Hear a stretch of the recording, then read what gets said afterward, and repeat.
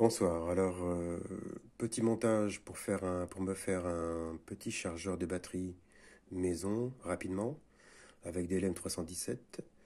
C'est vraiment des régulateurs très très pratiques et très faciles à utiliser. Alors, le but du jeu, c'est de charger une petite batterie comme ça, 7 ampérages que j'utilise pour mes bidouillages de panneaux photovoltaïques. Je m'amuse avec ça en ce moment, même s'il fait pas beau, c'est fin novembre, mais enfin bon, je peux quand même m'amuser parce que j'en ai un grand de 100 watts, donc il me sort quelques watts quand même. J'utilise un chargeur de Toshiba Satellite. Ça va faire rire certains. J'ai encore mon Toshiba Satellite d'il y a je sais pas combien, 20 ans, 15 ans. Il me dépanne et j'ai eu l'idée d'utiliser donc le chargeur qui me sort du 20 volts, 3 ampères, 3 ampères 5. Parfait. Moi j'ai juste besoin de 700 milliampères, maximum 1 ampère pour pas abîmer ma batterie. C'est une petite batterie, donc il faut l'aménager. Donc j'ai deux LM317. Celui de droite il me fait la régulation courant. U égale RI sur la tension de référence qui est de 1,25 V. Donc j'ai une résistance de 1 ohm 6 et ça me sortira 800 milliampères. Donc une petite feuille Excel qui va bien pour pas faire d'erreur.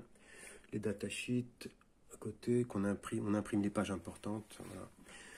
Le régulateur de gauche, donc c'est un LM317 aussi. Lui il me fait la tension, donc avec la résistance R1 nominale de 240 ohms et puis R2 avec une ajustable 2 kg plus 1 kg en série pour que ce soit plus précis.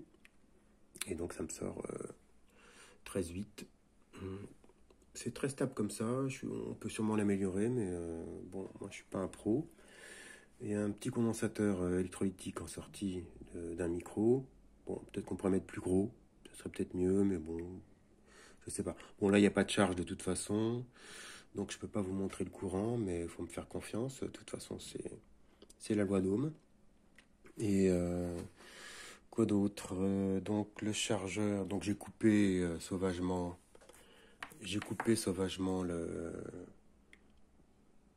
le connecteur de charge pour le PC. Hein. Et pour l'instant, c'est vraiment un montage à l'arrache. Mais naturellement, il faudra que je fasse un truc, quelque chose de propre pour pouvoir quand même charger de temps en temps mon PC. Voilà. Sinon, ça marche très bien. Bon, naturellement, je vais pas m'amuser à charger une batterie avec une plaque d'essai comme celle-là. Bon, ça, c'est une plaque neuve, donc ça bouge pas. Ça bouge pas, mais il faut vraiment faire attention aux plaques d'essai parce que sur ce genre d'application, on a besoin d'une tension stable. Donc, si on fait pas attention, on va vraiment avoir des variations énormes. Ce genre de composants là, les résistances ajustables, sur une plaque de mauvaise qualité comme celle-là par exemple, ça bouge énormément. On a des grosses variations d'un volt, c'est terrible. Mais les petites résistances, genre un quart de watt, comme ça bouge aussi beaucoup dans les trous. Là, faut vraiment faire gaffe. Donc naturellement, on charge pas une batterie sur un montage comme ça, cow-boy. Une fois que ça marche, hop, on met ça sur une plaque cuivrée, sérieuse. Et puis voilà, ça marche très bien. Je crois que j'ai rien oublié. Non, bah écoutez, je vous souhaite une bonne semaine. À bientôt.